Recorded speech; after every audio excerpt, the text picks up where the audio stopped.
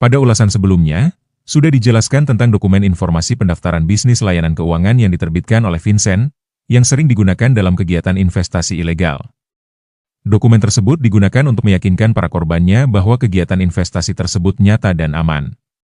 Namun faktanya, dokumen tersebut bukan merupakan legalitas yang tepat bagi operasional kegiatan investasi yang terdaftar atau beroperasi di Amerika Serikat. Untuk selengkapnya, silakan tonton ulasan tersebut. Jika bukan FinCEN yang berwenang mengatur dan mengawasi kegiatan investasi yang terdaftar dan beroperasi di Amerika Serikat, lalu lembaga apa yang berwenang? Dalam konteks ini, yang dibicarakan adalah kegiatan investasi yang menghimpun dana masyarakat seperti perdagangan saham, obligasi, dan perdagangan komoditas berjangka, seperti aset kripto dan forex, baik sebagai exchange, broker atau dealer atau pialang, maupun sebagai penasihat investasi. Secara umum, otoritas yang berwenang mengatur dan mengawasi kegiatan-kegiatan tersebut di Amerika Serikat dibagi dalam dua jenis, yakni lembaga yang merupakan organisasi pemerintah dan organisasi pengatur mandiri.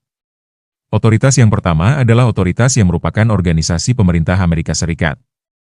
Ada dua otoritas yang berwenang, yakni SEC, Securities and Exchange Commission atau Komisi Sekuritas dan Bursa, dan CFTC, Commodity Futures Trading Commission atau Komisi Perdagangan Komoditas Berjangka. SEC merupakan lembaga yang berwenang untuk mengawasi bursa efek, pialang dan pedagang efek, penasihat investasi, dan reksadana, dalam upaya mempromosikan transaksi yang adil, pengungkapan informasi pasar yang penting, dan untuk mencegah penipuan. Jika di Indonesia, lembaga ini sama halnya dengan Otoritas Jasa Keuangan atau OJK. Sementara CFTC berwenang mengatur pasar derivatif termasuk futures, option, dan swap. Misi CFTC adalah untuk mempromosikan integritas, ketahanan, dan semangat pasar derivatif Amerika Serikat melalui regulasi yang baik. CFTC juga bertujuan untuk melindungi masyarakat dari penipuan, manipulasi, dan praktik penyalahgunaan dalam perdagangan derivatif. Jika di Indonesia, CFTC sama halnya dengan Bapepti atau Badan Pengawas Perdagangan Berjangka Komoditi. Namun untuk fungsi pengatur dan pengawasan terhadap aset keuangan digital seperti aset kripto dan derivatif keuangan, telah diserahkan kewenangannya kepada OJK dan Bank Indonesia pada 10 Januari 2025. Perbedaan antara SEC dan CFTC adalah pada fokus regulasinya. Jika SEC mengatur pasar sekuritas seperti saham, obligasi, dan reksadana, sementara CFTC mengatur pasar derivatif seperti futures, option, dan swap. Otoritas yang kedua adalah otoritas yang bersifat sebagai organisasi pengelola mandiri. Organisasi yang dibentuk oleh swasta namun telah diakui oleh negara dan memiliki kewenangan regulasi. Dalam konteks pembahasan ini, otoritas tersebut adalah FINRA dan NFA. FINRA, Financial Industry Regulatory Authority atau Otoritas Pengatur Industri Keuangan, adalah otoritas yang bertugas melindungi investor dengan melakukan pengawasan terhadap pialang atau broker di pasar sekuritas. FINRA memiliki kewenangan regulasi dan diawasi oleh SEC. Sementara NFA, National Futures Association atau Asosiasi Berjangka Nasional, adalah otoritas yang ditunjuk oleh CFTC sebagai asosiasi berjangka terdaftar, yang berupaya untuk menjaga integritas pasar derivatif, melindungi investor, dan memastikan anggota memenuhi tanggung jawab regulasi mereka. Lalu bagaimana untuk mengetahui sebuah entitas terdaftar pada otoritas-otoritas tersebut? Untuk SEC, kunjungi situs web SEC, sec.gov, lalu pilih pada bagian pencarian EDGAR.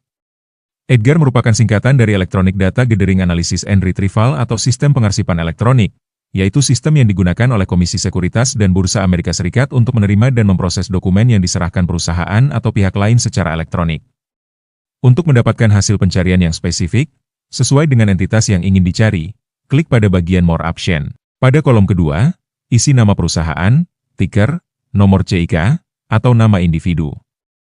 Lalu pada bagian Principal Office In, ketikan atau pilih lokasi di mana perusahaan tersebut didaftarkan.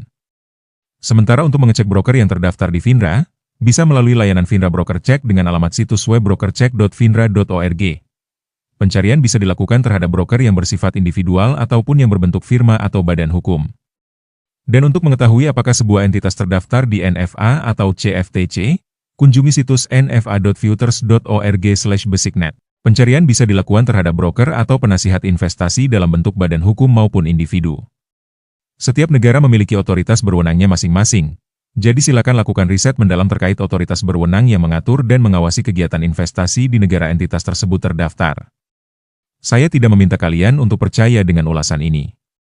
Sama halnya saya tidak menyarankan kalian untuk percaya begitu saja dengan setiap informasi yang diberikan oleh sebuah entitas investasi, ataupun oleh orang yang mengajak kalian untuk ikut berinvestasi. Jika investasi tersebut merupakan investasi ilegal, penipuan skema Ponzi, maka dengan segala cara mereka akan berusaha meyakinkan kalian bahwa investasi tersebut nyata dan aman. Bisa jadi juga, orang yang mengajak kalian berinvestasi, merupakan para pecandu Ponzi, atau bahkan bagian dari jaringan penipuan investasi tersebut, yang hanya berusaha mengeruk keuntungan dari kalian. Itu sebabnya, saya mengajak kalian untuk selalu melakukan riset secara mandiri untuk memastikan apakah sebuah kegiatan investasi benar-benar terdaftar pada otoritas yang berwenang atau tidak, demi memastikan keamanan investasi kalian sehingga menghindarkan diri dari risiko penipuan.